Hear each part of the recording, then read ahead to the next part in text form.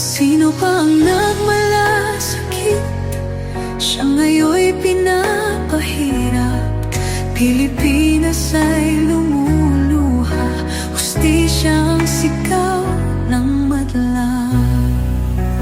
Tatay, di ko hindi ka nag-iisa.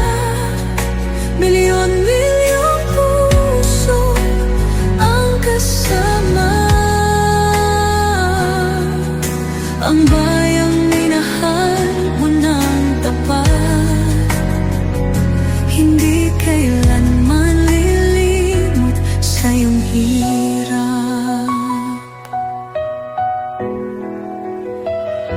Ilang taon mong isinakripisyo, kapayapaan, kaunlaran para sa Pilipino.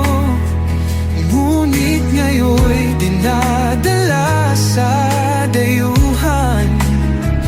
Parang wala nang saysay ang paglaban.